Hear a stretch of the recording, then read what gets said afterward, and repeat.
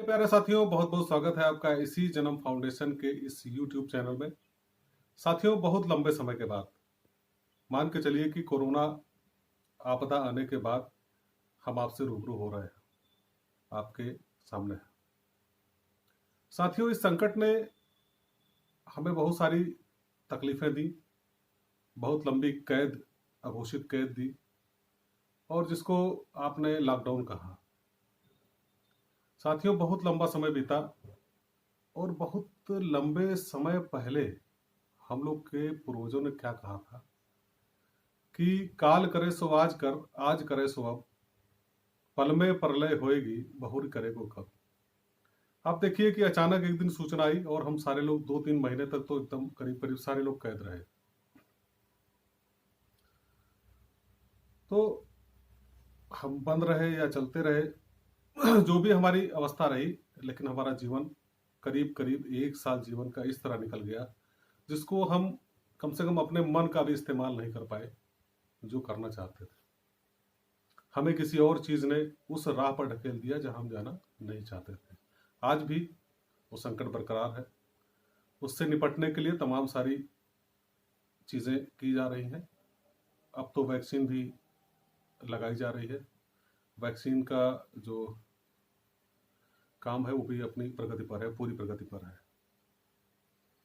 साथियों, आज यहाँ आने का कहने का उद्देश्य यह है कि जीवन का सबसे अमूल्य हिस्सा अगर कुछ भी है तो वो समय ही है। कौन सी चीज? अब पिछले एपिसोड में आपसे कई बार ये बात हुई थी कि जीवन का बहुत छोटा सा हिस्सा हमारे नियंत्रण में होता है। यह चीज कोरोना त्रस्ती ने आपको दिखाया कि अगर प्रकृति और ये नेचर, ये ब्रह्मांड अपने पर आता है तो बहुत कुछ हमारे नियंत्रण से बाहर चला। लेकिन इस दौर में भी बहुत सारी ऐसी चीजें हुई जो कि नजीर बन सकती है, उन महामानवों को समर्पित की जा सकती है जिन्होंने इस दौर में भी तमाम से ऐसी चीजें करके दिखाई। खासतौर पर हमारे जो कोरोना वॉरियर थे, जो स्वास्थ्य कर्मी थे और जो आवश्यक सेवाओं में लगे हुए लोग थे, उन्होंने अपनी प्राणों की परवाह न करके भी आपके लिए, इस देश के लिए अपना रोज का काम जारी रखा। कई सारे लोग इस त्रासदी में हमारे बीच नहीं भी रहे, उनको नमन करते हैं, उनको श्रद्धांजलि भी देते हैं। हमारे वैज्ञानिकों ने इस चुनौती को स्वीकार करके वैक्सीन बना ली है। लेकिन इससे पहले मैं आपसे एक बात कहना चाहूंगा कि सबसे पहले आप एक चीज ध्यान रखें कि दुनिया में सबसे प्रथम जो आपकी ढाल होती है किसी भी बीमारी के लिए, वो होती है आपकी इम्यूनिटी शक्ति। आज की जो आधुनिक जीवन शैली है, जो रहन सहन है, जो खान पान है, वो उस इम्यूनिटी को कमजोर कर रहा है। अन्यथा हम अंधाधुंध जिस तरीके से पाश्चात्य जीवन शैली के पीछे भाग रहे थे, अगर पूर्णतः अपना लिया होता तो हमारी भी हालत इटली और जो अमेरिका जैसे देशों में जो भयावहता आपने देखी, जो वीडियो शुरुआती दौर में आपने कोरोना का देखे थे, वो आपको देखने को जरूर मिल सकते थे भारत में भी। लेकिन ये हमारे पूर्वजों की बहुत लंबे अनुभवों की और उनकी आजमाइश की ही वजह है कि हम इससे करीब करीब सबसे कम प्रभावित रहे। और आज के नेतृत्व की बहुत बड़ी बात है कि सबसे पहले हमने करीब करीब वैक्सीन भी तैयार कर ली है। लेकिन सबसे बड़ी वैक्सीन जो आपके पास रहेगी, क्योंकि ये वायरस अनंत है, वायरस आते रहेंगे, जाते रहेंगे, लेकिन आपकी इम्यूनिटी आपको आने वाली पीढ़ियों को बचाती रहेगी। इसे क्षरित मत होने दीजिए। इसके जो उपाय हैं वो योग है, प्राणायाम है, अच्छी जीवन शैली है, व्यवहारिक जीवन शैली है, और आपकी जो परंपरागत आजमाई हुई जीवन शैली है वो भी है। यहाँ ये नहीं कहा जा रहा है कि वर्तमान चिकित्सा प्रणाली में कोई दोष है, लेकिन व्यवहारिक जीवन शैली के लिए, लॉन्ग टर्म जीवन शैली के लिए हमारी ही जीवन शैली सबसे उत्तम है। अब साथियों आगे बढ़ते हैं। आपने देखा कि हमने कहा था जो कल करना है अभी करें। इसलिए आपसे हम लगातार ये बात कहते रहे कि जो भी आपको जीवन में फैसला करना है, जहां भी जाना है, जो भी करना है, उसके लिए आप फैसला आज करें, उसके लिए योजना बना लें। क्योंकि युधिष्ठिर का नाम आपने सुना होगा महाभारत में, सत्य बोलने के लिए, ईमानदारी के लिए, और पांडवों के सबसे बड़े भाई। उनका जब संवाद हुआ किसी यक्ष से, तो उसमें जीवन मरण का प्रश्न था और सत्य बोलना था। तो जब उसने पूछा यक्ष ने एक आखिरी प्रश्न कि सबसे बड़ा आश्चर्य क्या है,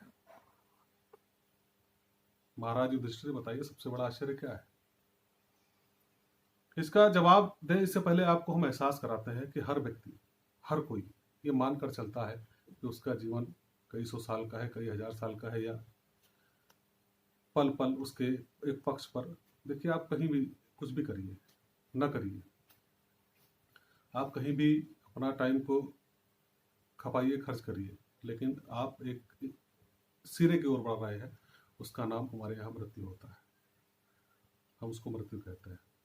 युधिष्ठिर का जब यह संवाद हो रहा था तो यही था जवाब कि हर व्यक्ति संसार में जो भी जन्मा हुआ है वो सने सने रोज कुछ भी कर रहा है, वो साधु हो, संत हो, राजा हो, गरीब हो, अमीर हो, कुछ भी करता हो, कुछ भी खाता हो, कुछ भी, लेकिन वो धीरे धीरे सने सने अपनी मृत्यु की ओर बढ़ता है और उसकी मृत्यु निश्चित है। लेकिन हर कोई यह मान कर चलता है, सारे काम इस तरह करता है कि जैसे उसको यही रहना है, इसी संसार में रहना है।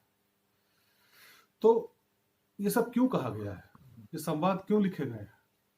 हमको एहसास कराने के लिए लिखे गए हैं कि हम ये समझे कि हमारा जो टाइम बैंक है जीवन का, वो रोज खाली हो रहा है।